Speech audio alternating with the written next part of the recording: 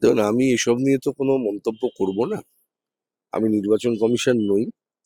আমি পশ্চিমবাংলার জ্যোতিষী মুখ্যমন্ত্রীও নই যে কতজনের নাম বাদ যেতে পারে, কতজনের নাম বাদ দিয়ে দিত।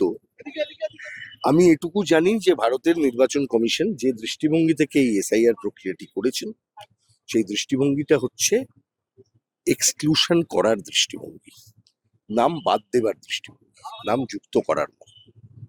এবং আমি এটুকু জানি, ভারতের নির্বাচন কমিশন যখন তৈরি হয়েছিল বা ভারতের প্রথম ভোটার লিস্ট যখন তৈরি হয়েছিল, যে 47-এর স্বাধীনতার আগে বা পরের ওই সময়টায়, সংবিধান আসার আগে, 51 সালের ভোটের আগে, 52 সালের ভোটের আগে, এই ভোটার লিস্ট প্রক্রিয়াটা তখন যিনি মুখ্য নির্বাচন কমিশন ছিলেন আমাদের দেশে, কমিশনার প্রথম সুকুমার সেন, একজন বাঙালি, তিনি মূলত চেয়েছিলেন ইনক্লুসিভ অ্যাপ্রোচ অ্যাডপ্ট করতে। ইনক্লুসিভ অ্যাপ্রোচ কি? যে সকলকে আমি ভোটার লিস্টে নিয়ে আসব। তার জন্য দেখবেন অর্ডিনারি রেসিডেন্ট অফ ইন্ডিয়া তারা সবাই এই লিস্টের ছিলেন, এবং এই লিস্টে থাকবার জন্য যারা যোগ্য তারা যাতে সবাই থাকতে পারেন, এই অ্যাপ্রোচটাই কিন্তু নির্বাচন কমিশনের হওয়া উচিত। কিন্তু নির্বাচন কমিশন সেই অ্যাপ্রোচে কাজ করছেন না, করেননি। তাই বহু মানুষের নামই এখানে থাকবে না, এটা ধরে নেওয়া যায়। কিন্তু আমি একটা অনুরোধ করব, আতঙ্কগ্রস্ত হবেন না। ভাববেন না যে তৃণমূল বা বিজেপি এই রাজনীতির চাপানুতরে সাধারণ মানুষের ইস্যু কেউ মনে রাখছে না। বামপন্থীরা আছে, সিপিআইএম আছে, তারা সাধারণ মানুষের এই ইস্যুকে মাথায় নিয়ে তারা লড়াই করবে। তাদের জন্য আমাদের যে সর্বোচ্চ ক্ষমতা সেটা দিয়ে আমরা লড়ব। দাদা, অন্যদিকে শুভেন্দু অধিকারী বলছেন যে কালকে লিস্ট বেরোবে, এখন কোন লিস্ট বেরোবে, তার আগে তিনি হুঁশিয়ারি দিচ্ছেন যে যারা অনেক বড় ছেলে মেয়ে জন্ম দিয়ে তারা কোনোভাবেই এই দেশ থাকতে পারবে না। শুভেন্দু অধিকারী আতঙ্ক সৃষ্টি করেন। পশ্চিমবঙ্গের মুখ্যমন্ত্রী সেটা যদি না জানেন তাহলে তিনি ভুল করবেন। শুভেন্দু অধিকারীর বিরুদ্ধে অসংখ্য ফলস মিথ্যে মামলা তারা করেছেন, কিন্তু শুভেন্দু অধিকারীর বিরুদ্ধে যে মামলাটি করার দরকার ছিল আতঙ্ক ছড়ানোর জন্য, সেই মামলাটাই মমতা ব্যানার্জি করেন। কি করবেন আপনি? দেখুন, মুখ্যমন্ত্রী এই যে বাংলার মানুষের জন্য কোর্টে গিয়ে লড়াই করলেন, তারপরে আবার কালকে কি আনুষ্ঠানিক করলো? লিস্টে নাম বাদ দেবে, কি তাহলে বলবেন? মুখ্যমন্ত্রী দায় নেবেন, আর মুখ্যমন্ত্রী ধ্বজা যারা উড়িয়েছিলেন সেই মিডিয়া দায় নেবেন। যারা মুখ্যমন্ত্রী যুদ্ধ জয় করে এসছেন বলছে তারা দায় নেবে। ধরে ধরে ধরে ধরে তাদের বাড়ির সামনে মানুষজন চলে যায়।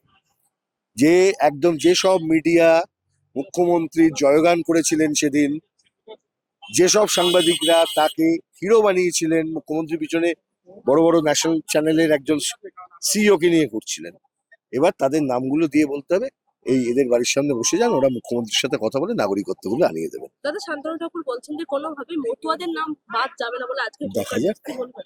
ও হুঙ্কারের কে মূল্য দেয়। শান্তনু ঠাকুরের মূল্য ওখানে কি আছে এখন একটু গাইঘাটা ঘুরে এলেই বুঝতে পারবেন, ঠাকুরনগর ঘুরে এলেই বুঝতে পারবেন। বিজেপির নেতা বেচারা এখন আর কি করবে, মানুষকে চড়িয়ে দিয়েছে বাঘের পিঠে। এবার বিজেপিকে তো দায় নিতে হবে। হিন্দু মুসলমান করে ভারতের নাগরিকদেরকে যারা বিভাজিত করতে চায়, তাদের রাজনীতি কোনোদিন বাংলার মাটিতে সফল হবে না।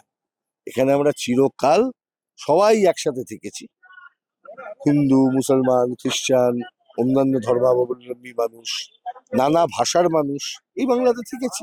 তো এখানে আপনি এইসব করতে পারবেন চেষ্টা করে? বাংলাটা রবীন্দ্রনাথের, বাংলাটা মমতা বিজেপির নয়, বাংলাটা নজরুলের, বাংলাটা মমতা বিজেপির নয়। বাংলাটা বাংলার সাধারণ মানুষের, যারা খেটে খায়, রোজগার করে, চুরি করে খায় না। তারা কেউ বাংলায় কথা বলে, তারা কেউ হিন্দিতে কথা বলে, কেউ উর্দুতে কথা বলে, কেউ অন্য ভাষায় কথা বলে, কিন্তু বাংলার সমাজকে সবাই মিলে আমরা মেনে নিয়েছি, আমরা গড়ে তুলেছি, আজকে বলে নয় তো। তো এই বাংলাকে যারা অশান্ত করতে চাইছে, যেভাবেই হোক, কোথাও তৃণমূল, কোথাও বিজেপি, আর শুধুমাত্র নিজেদের স্বার্থে, ভোটের স্বার্থ ছাড়া তো এদের স্বার্থ নেই কিছু। এরা ভাবছে দুজনের কাছে, এসআইআর আমার কাছে একটা ইস্যু, এই ইস্যুর মাধ্যমে আমি ভোট বৈতরণী পেরোবো। ঠিক যেভাবে 2019 সালের ভোটের আগে এনআরসি কে একটা ইস্যু করা হয়েছিল, এনআরসি দিয়ে আমি ভোট বৈতরণী পেরোবো। সবাই জানে, বিজেপি জানে না যে একজন লোককেও আমি দেশের বাইরে পাঠাতে পারবো না? আর মমতা ব্যানার্জি জানে না যে এই এই এই এই যে বিজেপি যা কথা বলছে এগুলোকে বাংলাতে অন্তত পক্ষে ওনার যদি সকল ক্ষমতা যদি এত থাকতো, এই মেজরিটি নিয়ে উনি যদি আটকাতে না পারেন, তাহলে তো বলতে হবে সেটিং। ওনার তো বাংলায় বিধানসভায় সর্বোচ্চ মেজরিটি আছে, উনি পারতেন না এখান থেকে একটা রেজলিউশন করে বাংলার স্ট্যান্ডটাকে ওখানে পৌঁছে দেওয়া? কেরালার সরকার করেছে, তামিলনাড়ু সরকার করেছে, পশ্চিমবঙ্গ সরকার এটা করতে পারলেন না কেন? এইখানেই হচ্ছে এদের রাজনীতির দুর্বলতা। আপনি বিজেপির বিরুদ্ধে লড়তে যাচ্ছেন, আপনার মূল দুর্বলতাটা কি? আপনি দুর্নীতিগ্রস্ত, ইউ আর কোরাপ্ট। আপনি বিজেপির বিরুদ্ধে কোরাপ্ট হিসেবে লড়তে পারেন না। আপনার যে নিজস্ব এথিক্স, আপনার নিজের যে নীতি, সেটা যদি ঠিক জায়গায় না থাকে, আপনি কখনো এই রকম একটা বড় ফোর্সের সঙ্গে আপনি লড়তে পারবেন? বিজেপি বিরোধী লড়াইটাই আইডিওলজিক্যাল ব্যাটেল। আইডিওলজিক্যাল ব্যাটেলকে দয়া করে যারাই মনে করেন একটা ভোট যুদ্ধ জেতার ব্যাটেল, তারা ভুল করছেন। আমার মনে পড়ছে 2004 সালে এই বাংলাতে লোকসভা ভোট হয়েছিল, যে লোকসভা ভোটে গোটা দেশে 61 সিটস লেফট পেয়েছিল। পশ্চিমবঙ্গ থেকে আমরা একটা বড় সর্বোচ্চ সংখ্যক আসন পেয়েছিলাম, কয়েকটা বাদ দিয়ে। তৃণমূল একটা পেয়েছিল, কয়েকটা কংগ্রেস জিতেছিল। বিজেপি হেরে গেছিল গোটা দেশে, পশ্চিমবাংলাতে তো আসন পায়। জ্যোতিবাবু একটা কথা বলেছিলেন, ওরা নিশ্চিহ্ন কিন্তু নির্মূল নয়। আসলে রাজনীতিটা ওদেরকে নির্মূল করার, রাজনীতি থেকে ওই আইডিওলজিকে পরাভূত করতে হবে। বহু মানুষ পাবেন যারা রাজনীতি করেন না, কিন্তু তারা বিজেপির রাজনীতিটাকে নানাভাবে তারা মানেন। এরকম বহু মানুষ আছে। এটা তো আরএসএস এর রাজনীতি। তা আপনি আরএসএস এর বিরোধিতা না করে আপনি কখনো বিজেপি বিরোধিতা করতে পারবেন? আপনার ক্রেডিবিলিটি ধ্বংস হবে না? মমতা ব্যানার্জির ক্ষেত্রে তাই হয়েছে। আরে আপনি আপনার মতাদর্শ যদি পরিষ্কার করে না ঘোষণা করে দেন, কি মতাদর্শ এতদিন বাদে দল চলার পর সেদিনকে অভিষেক ব্যানার্জি বলছেন সামাজিক সুরক্ষা দেওয়া হচ্ছে একটা রাজনৈতিক দলের মতাদর্শ। উনি সামাজিক সুরক্ষার ধারণাটাই বুঝতে পারলেন না। আর হঠাৎ করে পড়ে নিয়েছেন, আইপ্যাক পড়িয়ে দিয়েছে যে সামাজিক সুরক্ষা বলে একটা বস্তু আছে। অভিজিৎ বিনায়ক ব্যানার্জি, অমর্ত্য সেন, এরা সব করেছিলেন। তার মধ্যে দুটো বাঙালি নাম পেয়ে গেছেন, ও বাংলা অস্মিতা, আমাদের সামাজিক সুরক্ষা। কিন্তু সামাজিক সুরক্ষা প্রকল্পের যে কারণ, যে এটার যে উদ্গাতা কোনো রাজনৈতিক দল নয়, এটার উদ্গাতা হচ্ছে পুঁজিবাদ। যখন তারা ক্রাইসিসের সামনে পড়ে, তারা সামাজিক সুরক্ষা দিয়ে কিছুদিন মানুষকে কিছুটা একটা ব্রিদিং স্পেস দেবার চেষ্টা করে। সামাজিক সুরক্ষা প্রকল্প, সামাজিক সুরক্ষা প্রকল্পের উপর যদি আদর্শ করে কোনো রাজনৈতিক দল তৈরি হয়, সেই দলটা আসলে ওইটাতেই মানুষকে ডুবিয়ে রাখতে চাইছে। সামাজিক সুরক্ষা প্রকল্প থাকবে, তার সাথে সামাজিক সুরক্ষা পাবার জন্য যে অধিকার, সেই অধিকারও থাকবে। আপনারা যদি দেখেন যে যারা এই এই তত্ত্ব জন্ম দিয়েছেন, আমি খুব ভালো লেখা আপনি পাবেন প্রফেসর অমর্ত্য সেন এবং মার্থা নুসবাম। এই মার্থা নুসবাম এবং অমর্ত্য সেনের যে থিওরি, সেই থিওরি যদি আপনি দেখেন, সেখানে দুটো কথা বলা আছে। একটা right based approach, another is charity based approach. আপনি রাইটের পক্ষে না চ্যারিটির পক্ষে? চ্যারিটিও তো হয়। আপনি যান না, আপনি নিমতলা শ্মশানে যান, বিকেলবেলা গিয়ে আপনি খাবার পেয়ে যাবেন। বহু মানুষ খরচ করছেন, তারা দিচ্ছেন, দান ধ্যান করছেন। কিন্তু রাষ্ট্র কি ওটার উপরে চালাতে পারে? রাষ্ট্র দেবে না বলছি না, রাষ্ট্রকে দিতে হবে, কিন্তু ওটা কি একটা রাষ্ট্রের মূল লক্ষ্য হতে পারে? আমি সব মানুষকে এই এই 1500 টাকা করে আমি দিয়ে যাচ্ছি, এইটা আমার আমার আমার 10 বছর 15 বছর ধরে আমি এই কাজ করে যাচ্ছি। আমি 15 বছরে কোনো কারখানা বানাতে পারলাম না, 15 বছরে নতুন কোনো কর্মসংস্থান করতে পারলাম না, 15 বছরে আমার শিক্ষার ক্ষেত্রে আমি কোনো ডেভেলপমেন্ট করতে পারলাম না। যা স্কুল ছিল সেই স্কুলগুলো ধ্বংস হয়ে গেল। তাহলে রাষ্ট্রের কাজটা কি শুধু এই সামাজিক সুরক্ষা প্রকল্পকে দিয়ে আমি সবকিছুকে একটা থাতা মতো দেবো? না। এই কারণেই আমি বারবার বলেছি যে আমাদের যে অ্যাপ্রোচ, যদি আপনি সত্যি করে সামাজিক সুরক্ষা প্রকল্পের অ্যাপ্রোচ নিতে চান, তাহলে রাইট বেসড অ্যাপ্রোচে সোশ্যাল সিকিউরিটি দিতে হবে, যেটা বামফ্রন্ট করেছিল। কিভাবে? উদাহরণ, আমরা চাপ দিয়েছিলাম ইউপিএ 1-এর সময়, সারা দেশে এমজি এনআরইজিএ হয়েছিল। অ্যাপ্রোচটা কি? আপনার একটা আইন আছে, এমজি এনআরইজিএতে টাকা আপনি পান। কিসের টাকা? আপনি কাজ করছেন তার জন্য।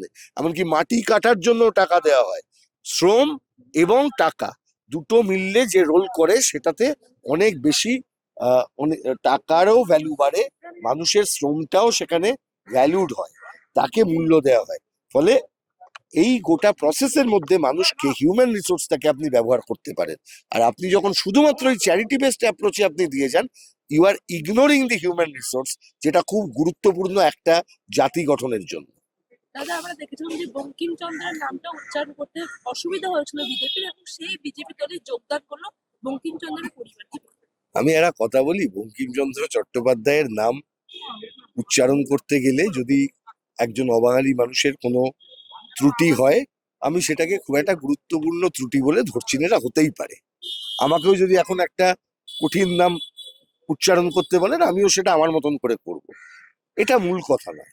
মূল কথা হচ্ছে বঙ্কিমচন্দ্র চট্টোপাধ্যায়কে কি বিজেপি সম্মান দিতে পারছে? বঙ্কিমচন্দ্র চট্টোপাধ্যায়কে কি বিজেপি সম্মান দিতে পারছে যে সম্মান তার প্রাপ্য ছিল?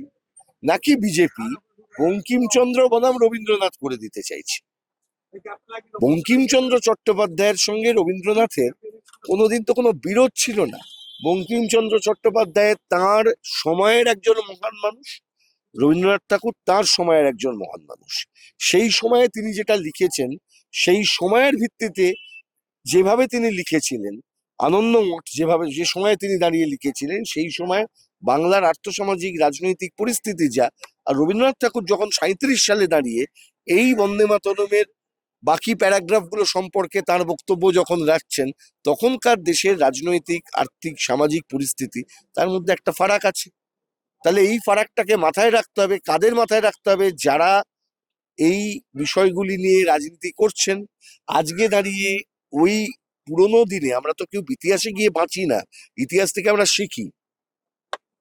যে সময় আনন্দমঠ লেখা হয়েছিল বা যে সময় রবীন্দ্রনাথ ঠাকুর এটা সম্পর্কে তার বক্তব্য রেখেছেন, আর আজকে দাঁড়িয়ে এর এর এর ভ্যালিডিটি কি, এর গুরুত্ব কি? আজকে দাঁড়িয়ে আপনি হঠাৎ এটা ইন্ট্রোডিউস করে কি করতে চাইলেন? যে এটা গাইতে হবে, ওটা করতে হবে, এটা করে আপনি যেটা করতে চাইলেন সেটা আপনি করতে পারেন না। মামলা হয়েছে, কি হবে?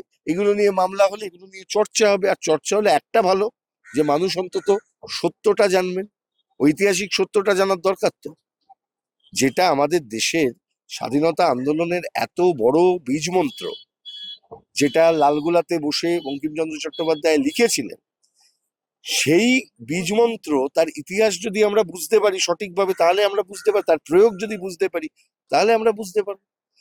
আমি শুধু একটাই কথা বলবো, বঙ্কিমচন্দ্র চট্টোপাধ্যায়ের নামটা উচ্চারণ করতে বিজেপির সমস্যা হতেই পারে কোনো অবাঙালি মানুষের, আমি সেটা নিয়ে বলবো না। কিন্তু তাদেরকে একটুখানি যদি কোনো মিডিয়ার হিম্মত থাকে, বন্দে মাতরম গানের ওই পংক্তিগুলো অন্তত যদি মুখস্থ তারা বলতে পারেন, তাহলে আমি খুব খুশি হব। তাহলে সেই কাজটা তারা করতে পারবেন কিনা, that would have been a real test.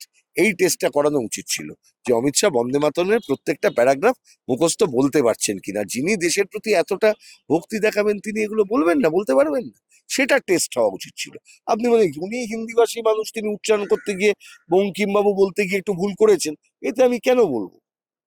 আমিও বহু ক্ষেত্রে উচ্চারণে ভুল করি, সেটা না। কিন্তু দেশের ওই ন্যাশনাল অ্যানথেমের প্যারাগ্রাফ গুলো মুখস্থ থাকাটা তো জরুরি।